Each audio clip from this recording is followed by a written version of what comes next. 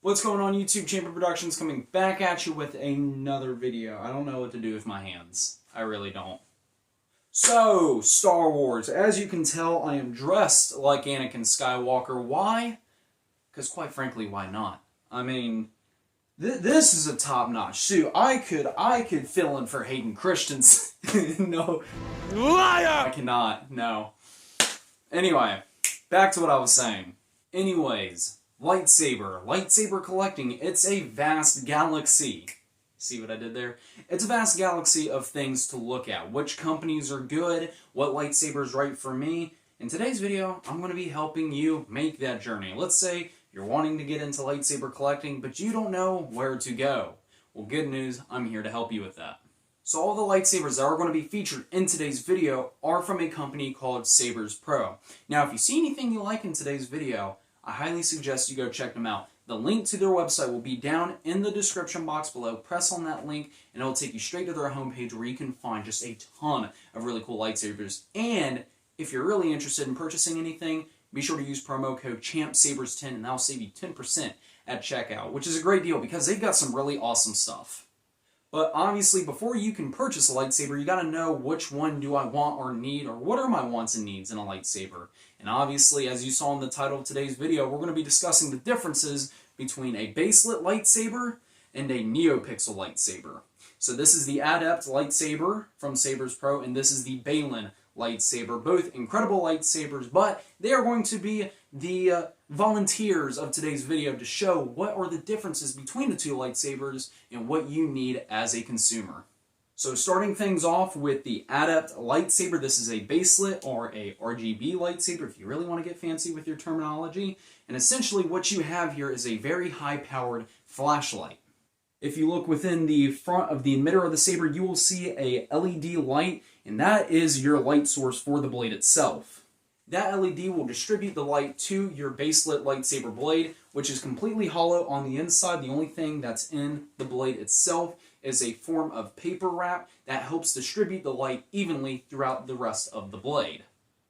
Now, what does that mean for you as the buyer when you get a baselit lightsaber? Well, it means a few different things. Baselit lightsabers are oftentimes the most inexpensive and budget-friendly sabers you can get on the market, and they can start at anywhere from $80 to $90 and can go up from there.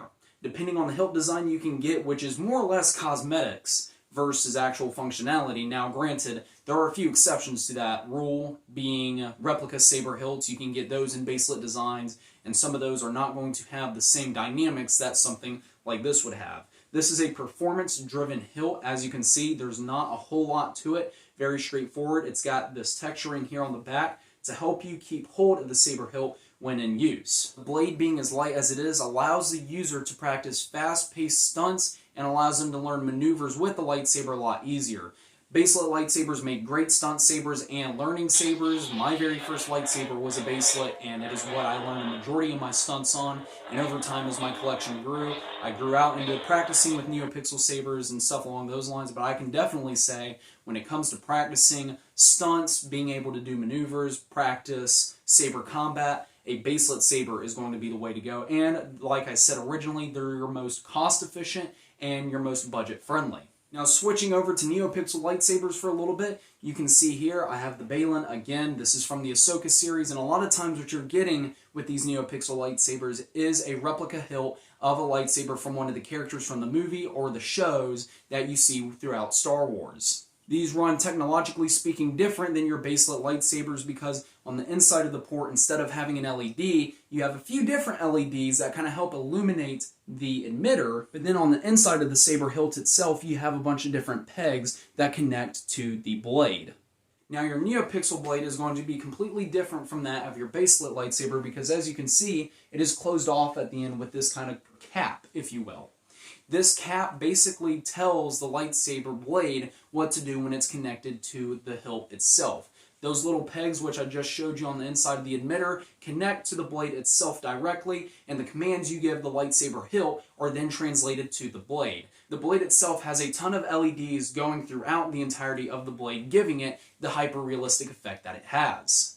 The cool thing about this is that you get some really cool visual effects. The lightsaber blade looks real, it feels real, and all the different visual effects that you originally got with the baselit lightsaber are amplified times 10 and really does give you a much broader horizon as far as the visual aspects go. The next big difference between the two is going to be what goes inside of the lightsaber. This is a NeoPixel core. As you can see, it's got those posts at the top to connect the blade to the body itself. But the technology that goes into a lightsaber core, whether it be a baselit or a NeoPixel, is going to be different. Obviously, when you pay less, you're not going to be getting the most premium soundboard on the market, whereas with NeoPixel, 9 times out of 10, you're paying for a very premium product. You are paying to get a good speaker, good soundboard, all that good stuff. So realistically, at the end of the day, you look at the pros and cons. Pros of a NeoPixel, it's got all the bells and whistles, smooth swing, speakers, soundboards, lights, colors, visual effects. Cons is that you're looking at a heavier blade. They're not as easy to duel with. It's still doable. There's a ton of people who do. But when it comes to combat maneuverability, it's going to be the baselit because it has the lighter blade. Obviously, you're going to have some cons with that. You're not going to have all the same cool features that a NeoPixel has within the baselit lightsaber. So you kind of tally up your pros and cons, and then you make the decision what you need to buy. But guys, that's been my buyer's guide for you. If you enjoyed this video, be sure to leave a like. If you have any questions, be sure to comment down in the comment section below. And be sure to subscribe and hit that notification bell so you never miss a video from my channel. That's all from me, Champion Productions, signing off.